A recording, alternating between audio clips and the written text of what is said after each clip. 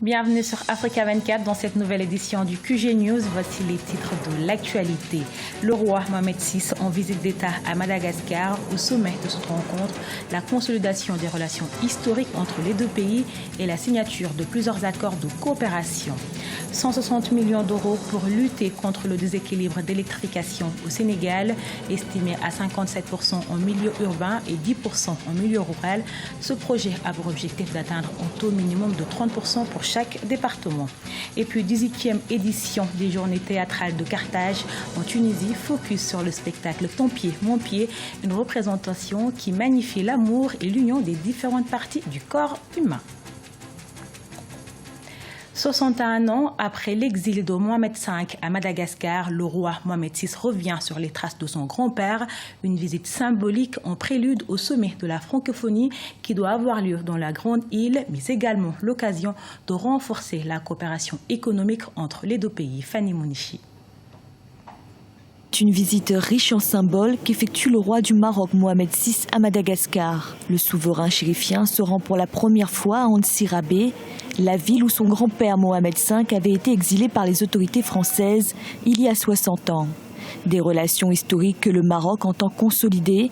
Le royaume prévoit d'ailleurs d'y construire un centre de formation professionnelle ainsi qu'un hôpital pédiatrique. Deux grands projets sociaux signe de l'attachement de la famille royale à Antsirabe. C'est un pèlerinage sur un lieu de déportation de son grand-père, Mohamed V. Et c'est une manière aussi de rappeler cette période particulière de l'histoire du Maroc. Donc la monarchie, il y a une symbolique autour de la monarchie. Et puis il y a une volonté aussi de marquer les esprits parce que la délégation marocaine qui l'accompagne dans ce voyage est importante. Un renforcement de la coopération avec la Grande Île qui passe également par le volet économique. Ce lundi 21 novembre, 22 accords ont été signés entre les deux pays dans plusieurs secteurs, tels que l'agriculture et les banques. Des conventions ont par ailleurs été conclues entre des entreprises marocaines et malgaches. C'est notamment le cas du groupe Attijari Wafa Bank et de BNI Madagascar. Tout cela dans une volonté du Maroc de s'ouvrir davantage à la zone Afrique de l'Est, océan Indien. Le Maroc a appris l'Afrique en marchant. Parce qu'au départ, il y a une douzaine d'années, le Maroc ne pensait même pas à une stratégie africaine, mais les entreprises, notamment les télécoms et les banques marocaines, ont ouvert la voie et ont montré l'extraordinaire potentiel de l'Afrique. Et en plus, Madagascar, c'est une île qui a énormément de potentiel. C'est un pays où tout est à faire. Madagascar figure en bonne place. Elle est dans une position géostratégique d'une importance capitale. Comme pour les précédentes escales africaines, la question de la réintégration du Maroc au sein de l'Union africaine sera également au menu des échanges. Au sommet de l'organisation continentale à Kigali en juillet 2016, le président malgache Razonarima-Pianine avait d'ailleurs apporté son soutien au retour du royaume chérifien. Au Sénégal, seuls 33% des Sénégalais ont accès à l'électricité avec un taux de couverture de 57% en milieu urbain et 10% en milieu rural, soit 47% d'écart entre les territoires. Les autorités entendent réduire l'écart avec un programme évalué à 160 millions d'euros pour atteindre un taux minimum de 30% pour chaque département du pays. Les précisions avec Habib Faye. Selon le gouvernement, la part des énergies renouvelables représentera 30% du parc électrique au Sénégal d'ici 2018. D'ici 2 ans, 7 nouveaux projets de centrales solaires et éoliennes seront réalisés pour un total de plus de 300 MW.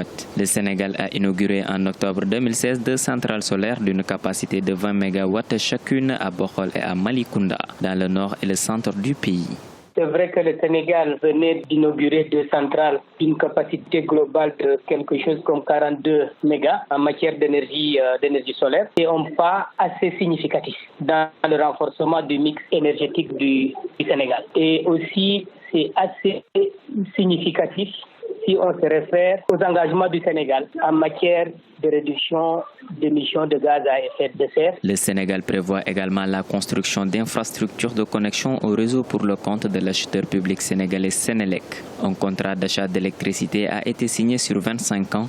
Son coût total est évalué à 28 milliards de francs CFA. Sur le plan de l'accès à l'énergie pour le milieu rural, ce n'est pas forcément le fait qu'on ait des centrales solaires qu'on faciliterait l'accès du monde rural à l'énergie. D'autant plus que ces centrales de grande puissance injectent leur production au niveau du réseau. Donc ça satisfait en priorité les gens qui sont sur le réseau. Maintenant, comme on sait qu'au Sénégal, la faiblesse d'accès à l'énergie est en partie liée aux faibles capacités de production d'électricité de manière globale, le fait d'avoir des centrales pourrait normalement aider à l'amélioration de l'accès. 60% des foyers au Sénégal sont couverts par le réseau électrique.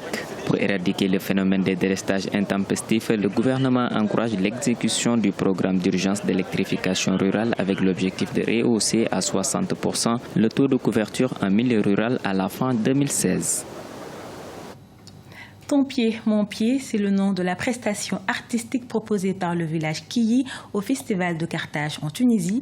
Orientée autour du pied avec la place qu'on lui attribue dans l'anatomie humaine, cette pièce est un rappel à la conscience collective avec l'exploitation de proverbes ou d'expressions très ivoiriennes. Idolette Mirabel Bissou.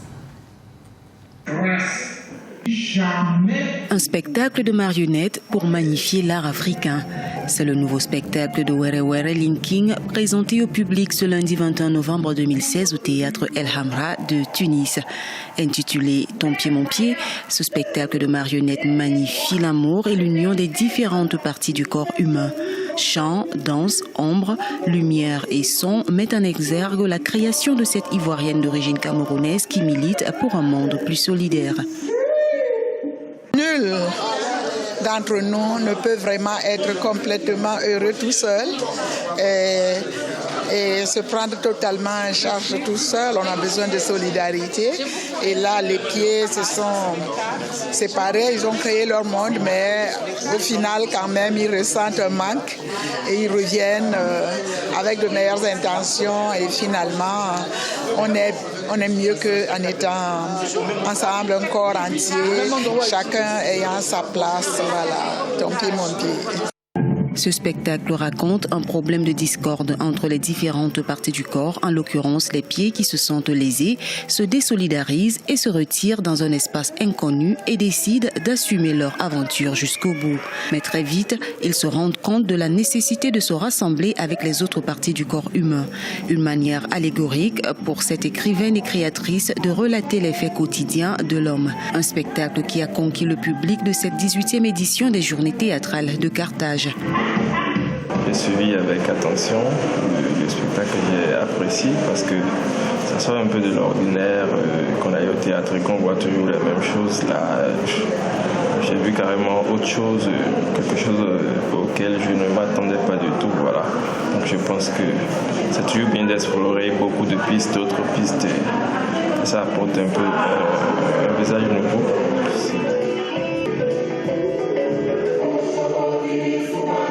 Ton pied, mon pied, expression pro-ivoirienne, est un spectacle de marionnettes où tous les personnages sont des pieds de la reine-mère Were Were Linking. Écrivaine d'origine camerounaise et vivant en Côte d'Ivoire, elle est une figure importante du renouveau de l'esthétique du théâtre africain. En rappel, les Journées théâtrales de Carthage prennent fin le 26 novembre 2016. C'était une sanction attendue. La Confédération africaine de football a suspendu pour 3 mois Joseph Lamptey suite à sa prestation à l'occasion du match éliminatoire du Mondial 2018 Afrique du Sud de Sénégal.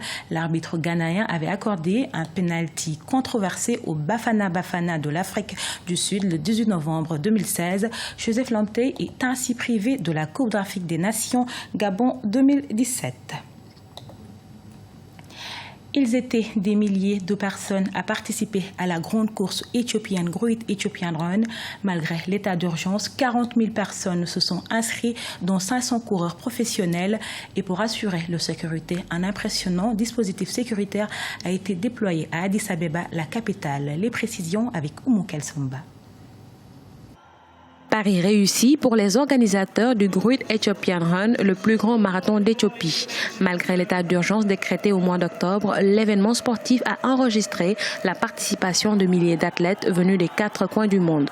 Les sprinteurs ont couru une distance de 10 km. Fontei Tesfaye, native de la région de Tigray, est la médaille d'or du côté des dames avec un temps record de 33 minutes et 9 secondes. Je m'appelle Fontei Tesfaye et je viens de la région de Tigray. Je représente le club Mesobe Cement. La course a été à la fois très intéressante et stimulante.